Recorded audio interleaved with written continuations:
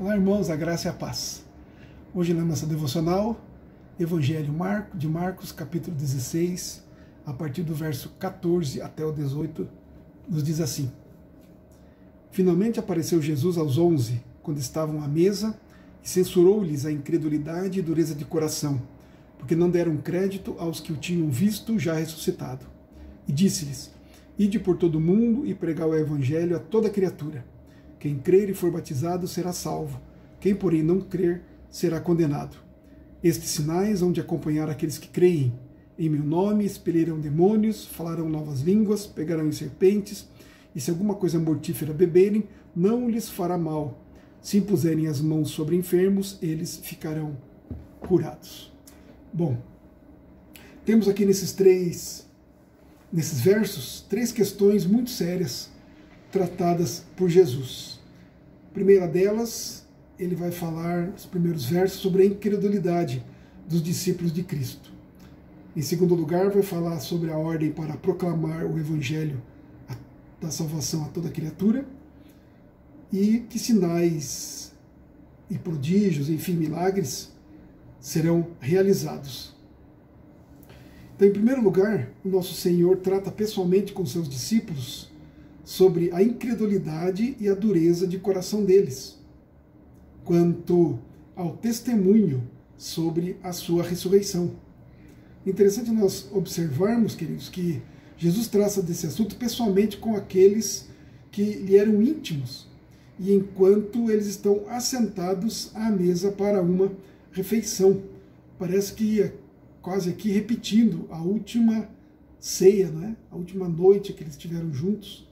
Era uma situação muito íntima deles, né, com Jesus antes da sua morte, e agora na sua ressurreição, pela primeira vez que eles estão juntos, todos, então eles estão ali ao redor da mesa, agora para tratar de um assunto bem sério e bem difícil, mas Jesus faz isso ali pessoalmente com eles, né? O verso 14 diz assim: Finalmente apareceu Jesus aos 11, quando estavam à mesa, e censurou-lhes a incredulidade e dureza de coração, porque não deram crédito aos que o tinham visto já ressuscitado.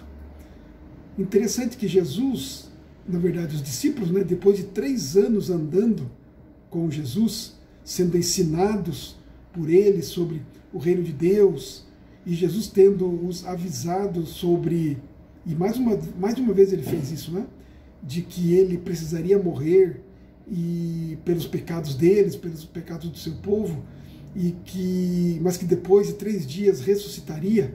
Eles foram ensinados por Jesus, foram avisados que isso iria acontecer. Depois de Jesus ter sido visto por Maria Madalena, e ela ter ido até os discípulos e lhes contado que Jesus havia ressuscitado, eles também não creram, como vimos nos versos anteriores aqui deste capítulo.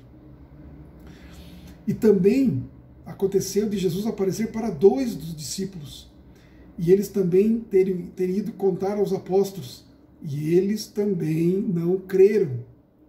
Enfim, lembramos, queridos, que também da primeira vez que Jesus apareceu para a maioria dos apóstolos, eles testemunharam para Tomé, e Tomé não creu, não acreditou que era de fato o Cristo, Jesus Cristo, que tinha ressuscitado. Então, o que nós temos aqui nessa primeira parte é que a incredulidade é um pecado terrível e que pode acometer até mesmo com aqueles que mais perto andaram de Cristo. E como o próprio Senhor Jesus censurou essa atitude dos seus discípulos, esse pecado mostra a dureza do coração. E é isso que impede que alguém creia na palavra de Deus, na palavra do próprio Cristo que os avisou que ele faria isso, que ele ressuscitaria. E também impede que creiamos no testemunho dos seus discípulos. Não é? Que se creia no testemunho dos seus discípulos. Então que o Senhor Deus nos livre desse enorme e terrível pecado, o pecado da incredulidade. Ainda dentro do contexto, então, da incredulidade dos seus discípulos, e ali eles foram censurados por Jesus, o segundo ponto aqui são os versos 15 e 16. E Jesus então dá esse mandamento a eles. Verso 15: E disse-lhes: Ide por todo o mundo e pregar o evangelho a toda criatura.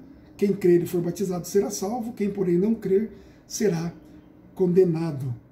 Então, aqui o que nós podemos ver, ainda na sequência então da questão da incredulidade, é que há incrédulos que crerão e incrédulos que não crerão. Não é? A ordem é para proclamar o evangelho da salvação em todo lugar e a todas as pessoas. É o mandamento do Senhor Jesus e precisa ser obedecido. Não há exceção, não há desculpas, não é? Mas ele fez uma ressalva com isso, com essa palavra que ele deu de mandá-los, né, de ordená-los a pregar o evangelho a todos. A ressalva é que só serão salvos os que crerem. Portanto, a incredulidade é algo real e é comum a todos. Se até os discípulos mais próximos de Jesus se deixaram levar para a incredulidade, imaginemos os que estão distantes. Eles também deveriam pregar com o entendimento de que os que não creram estarão condenados ao inferno. Queridos, essas são realidades eternas afirmadas pelo próprio Senhor Jesus. A incredulidade só pode ser transformada em crença pela regeneração. E essa regeneração é no poder do Espírito Santo, que vem pela pregação da palavra. Portanto, é isso. Para se quebrar a incredulidade, precisa se pregar a palavra. O verso 16 afirma também que o batismo não é essencial para a salvação. O que diz o versículo 16? Quem crer e for batizado será salvo, quem porém não crer será condenado. Não diz quem não crer e não for batizado, não é? Então, afirma que aqueles que creem devem ser batizados, pois aí farão parte da igreja visível. Isso é importantíssimo de se fazer, de se acontecer, né?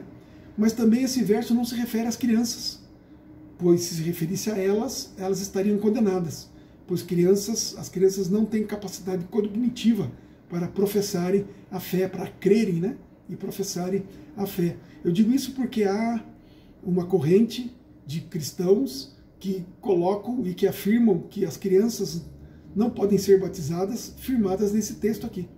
Mas aqui o texto não fala a respeito de crianças, fala a respeito de adultos e de batizar os adultos que creem. Em terceiro lugar, então, terceiro ponto, são aqui os sinais, os milagres e os prodígios, né? Que dizem assim, então, os versos 17 e 18. Esses sinais hão de acompanhar aqueles que creem. Em meu nome expelirão demônios, falarão novas línguas, pegarão em serpentes, e se alguma coisa mortífera beberem, não lhes fará mal. Se puserem as mãos sobre enfermos, eles ficarão curados. O que Jesus quis dizer com esses sinais hão de acompanhar aqueles que creem? Será que ele estaria se referindo a todos os cristãos de todas as épocas? Creio que não. Pois se fosse isso, todos nós hoje estaríamos fazendo todas essas coisas. Não é mesmo? E veja o que diz o evangelista Marcos aqui no próprio verso 20 desse texto. Ele afirma que esses sinais acompanhariam os apóstolos que estavam reunidos com Cristo. Olha o que diz aqui, ó. E eles, tendo partido, pregaram em toda parte, cooperando com eles o Senhor e confirmando a palavra por meio de sinais que se seguiam. Então esta é a condição, ou esta é a verdade, né? Esses sinais acompanhariam ali os apóstolos, os discípulos, os líderes da igreja.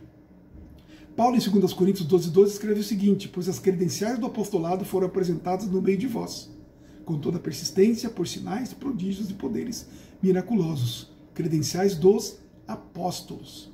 O apóstolo Paulo recebeu vários desses dons para o exercício do seu ministério. Ele fez várias dessas coisas aí, né? E outros apóstolos também, como Pedro. Em 1 Coríntios 12, 29 e 30, também o apóstolo escreve: porventura são todos apóstolos?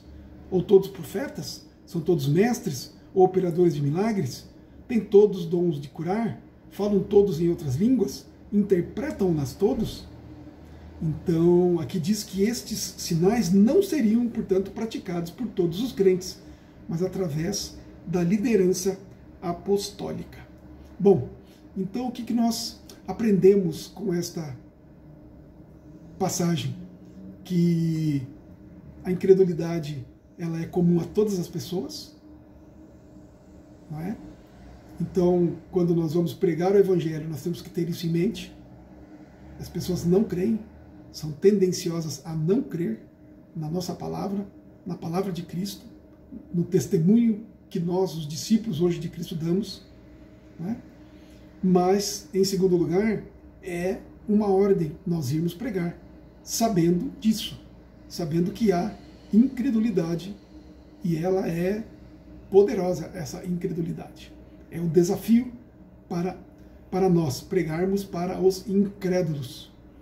E por fim, em último lugar, milagres Deus faz, continua fazendo, mas não mais como antes, no sentido de esses dons, esses sinais, esses prodígios acompanharem os apóstolos, porque não há mais apóstolos.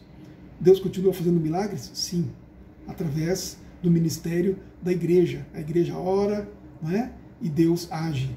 E Deus continua sendo poderoso, pois Ele é o mesmo ontem, hoje e eternamente. Que o Senhor, então, nos abençoe e possamos meditar nessas coisas, em nome de Jesus. Amém.